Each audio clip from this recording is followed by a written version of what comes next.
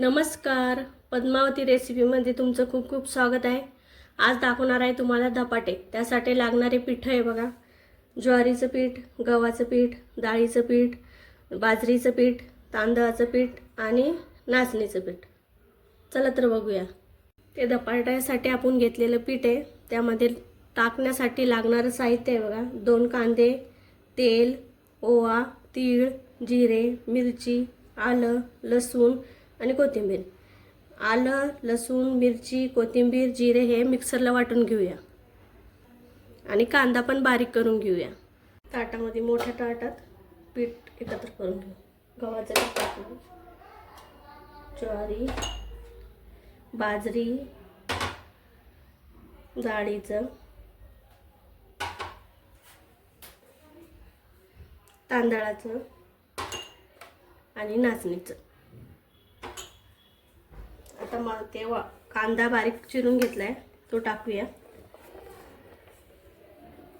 मिरची, आलं, लसूण, जिरं, कोथिंबीर हे वाटण केलंय बघा, हे वाटण घेतलं मिक्सरला, ते टाकूया।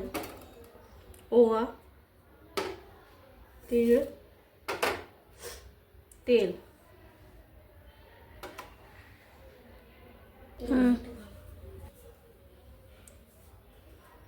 हळद टाकूया, कोथिंबीर बारीक चिरलेली टाकूया। हे सगळं मिक्स करून घेऊ आपण। आणि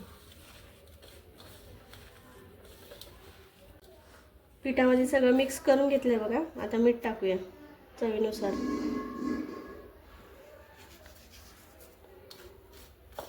मीठ टाकून थोडं एकत्र करून घेऊ सगळं।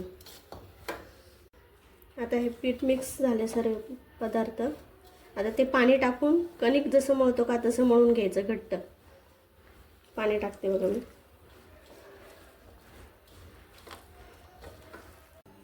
बघा असं पीठ मळून झालं आपलं धपाट्याचं।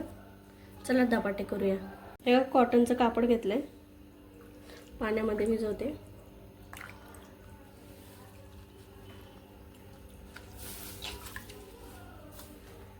पोळपाटवर असं टाकून घ्यायचं बघा।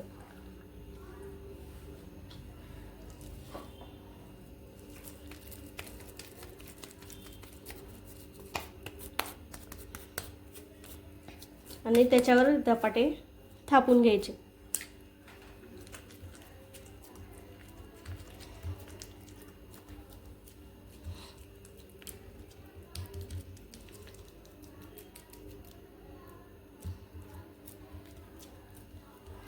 असं धपाटं झालंय बघा थापून, असं करून घ्यायचं।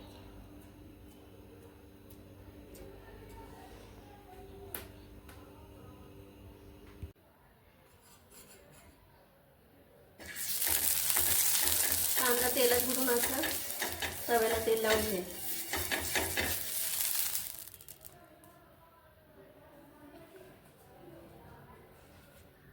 धपाटं टाकून घ्यायचं तव्यावर।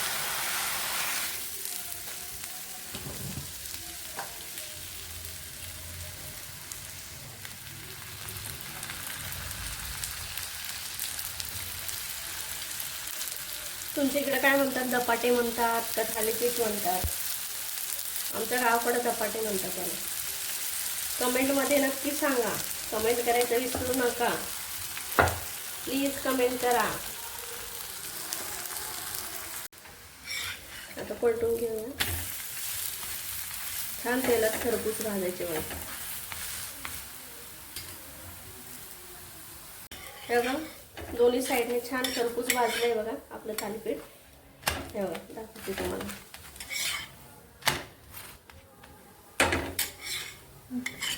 छान भाजलं बघा थालीपीठ। थालीपीठ धपाटे छान भाजलंय। तुम्हाला आणखीन एक दाखवते।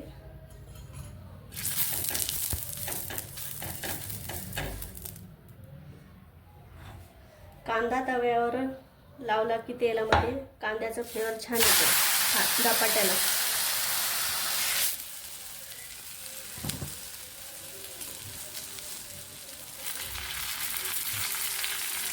चूल नाही आहे माझ्याकडे, चुलीवर छान होतो धपाटे।